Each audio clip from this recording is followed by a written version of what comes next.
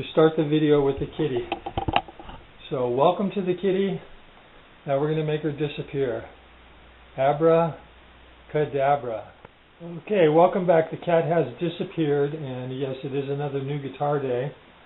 We've been on a bit of a buying jag, and I'll tell you the story behind that in just a moment. The first thing I want to make note of is that it is, again, October the 1st, 2022. Autumn, at least up here in Montana, has certainly made its first appearance, although it wouldn't be a surprise if we get a little more Indian summer. Anyways, the story behind these guitars is there's a place in Brooklyn, New York called Pro Audio Star, and they've been selling these Squiers for crazy prices. They were selling brand new ones for $279, and these are guitars that normally go for between $429, $450, $475, $490. I'm guessing there's a glut in the guitar world that the pandemic rush has come to an end. The economic squeeze is on, and they're just not selling guitars. Anyway, so for the last couple of weeks, they've been selling used guitars.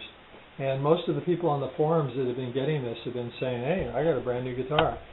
So this is a Squier Classic Vibe 60's Stratocaster.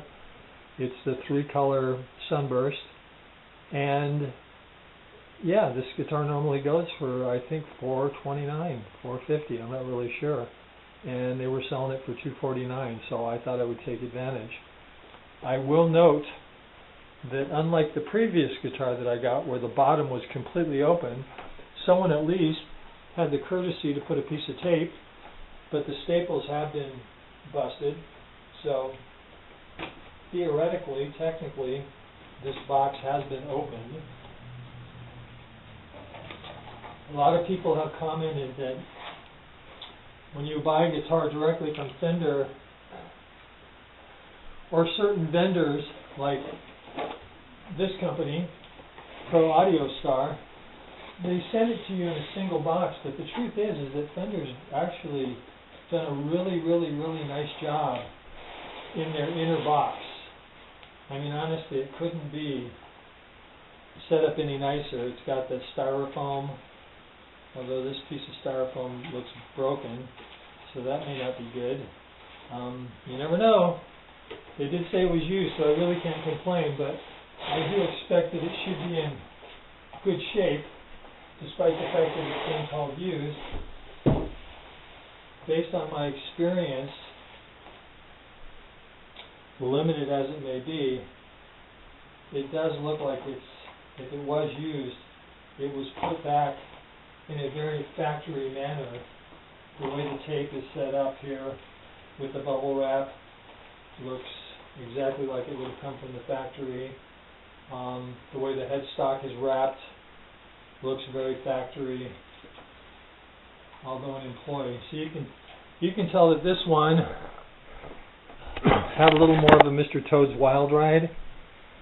There's movement, and you can see where the strap button was bashing that, and it broke the styrofoam. But cross our fingers that that doesn't translate into any kind of damage. So without further ado, let's free it from its box. There's a tear here, which again would be nothing to be overly concerned about unless beneath the tear is hidden damage. But from my last experience, this does look, I mean, again, I'm guessing guys in the guitar business are pretty adept at rewrapping stuff to make it look like it came out. So without further ado, let's remove what I affectionately call the shroud. The shroud of Squier. Oh, there's that orange headstock. Boy, they really pour on the tint for the classic vibes to simulate that I've been played in a smoky bar for 30-year color.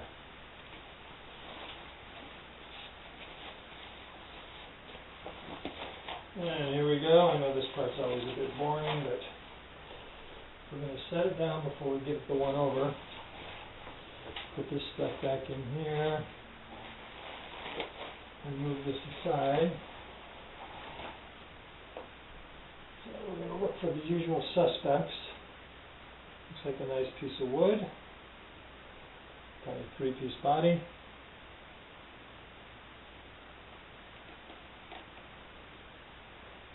And check the ever important fret ends, and they feel actually quite good.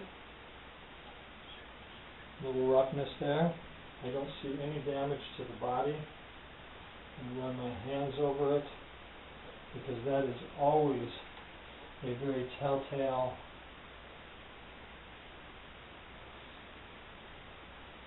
and it doesn't seem to be any worse for the wear. I mean, by all indicators, this absolutely feels. Imagine that the date on this is 02/02/2022. That's funny. Interesting date. I'm going to weigh it. I'll be right back. So it weighs just a little over 7.5 pounds, which is actually nice. Some of these listed, like on Sweetwater, push a little closer to the 8 pound. I like my guitars in the 7.5 pound. So there you go. So that's the introduction to this guitar. It does look fantastic. I have been known to find damage issues. This does feel like the old style switch because of the resistance that it has, but the guitar does look very nice. The Laurel fretboards have improved big time. I don't know if it's because they stain them. I know when they first came out with the Laurel fretboards, they looked pretty bad. They were very gray and just very lifeless. I called it cadaver wood because it just looked like it was dead. There was no blood in it. This is nice. I mean, again, if I was just looking at it, I would say, looks like rosewood to me. So anyways, we're going to tune it up, plug it in, give it a whirl. This is clearly a guitar I did not need. I really like my bullets, but the price was classic vibe for the price of an Affinity. Why not? Woohoo! So we'll be back with more comments and impressions.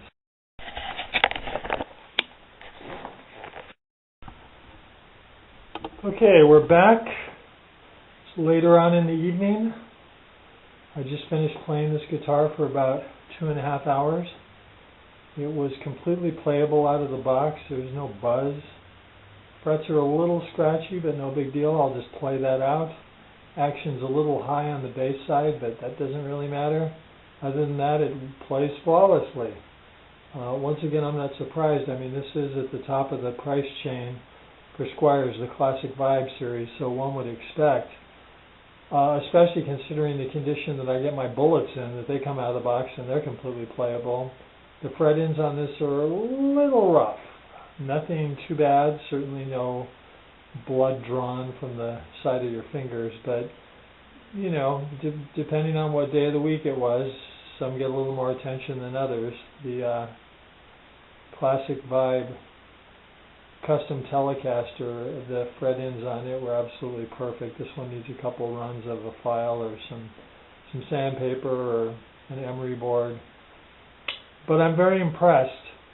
Again, what's so interesting about photography is that the picture that you're seeing shows a much more robust sunburst.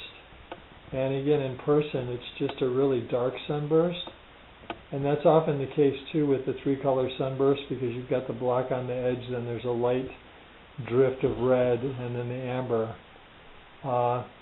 But be that as it may, and again, the video shows a pure white pickguard, but this does look like a parchment pickguard. It looks off-white. But yeah, the guitar plays and sounds great. You know, I like my bullets. So when I get something like this that's like a couple notches, you've got the bullet and then you've got the Affinity. Of course, they got rid of the standard and the deluxe and the vintage modified, so now you just take a jump from Affinity to the Classic Vibe. And there are those out there that feel that when they did that, they downgraded the Classic Vibe into more of the vintage modified territory. But that being said, I've had a few vintage modifieds, and I thought the quality of them was outstanding. This has the tall, narrow frets, which I notice no difference at all from the medium jumbo. So again, and as I think I pointed out earlier, the quality of the Indian Laurel fretboards has come a long way from the first ones that showed up in 2018. I can't tell the difference between this and rosewood. But again, I don't notice things like that. I just play. And yeah, compared to the Bullet, I mean, again, I really like my Bullet guitars, but I will say that this feels a little more refined, as it should. I can't pronounce the full name of the wood of the body, NATO, whatever that is. Works for me. I don't think I'd notice if it was ash or alder or, yeah, I don't think I'd notice. So for people like me, this is a perfect choice. And again, on sale, the price just can't be beat. I probably, by the time this video is posted, the store that I bought this from will no longer be offering it at the prices they did, but at $249 I just couldn't and wouldn't say no. And I'm not even sure if I'll end up keeping this guitar. I've got a 50s version coming in blonde, or white, however you want to call it. That's coming later this week, and I'll probably choose between one of the two and then just sell the other one. And give someone else an equal good deal and make a few bucks, perhaps. Maybe not. Maybe I'll just sell it for what I bought it for and just enjoy the fact that I got to own it and play it for a little while.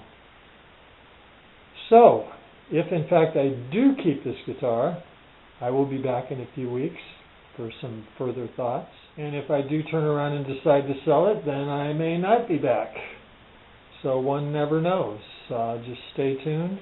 If in fact I do sell it and this is the final cut of this video, the ending of it as it were, again this is a 2022.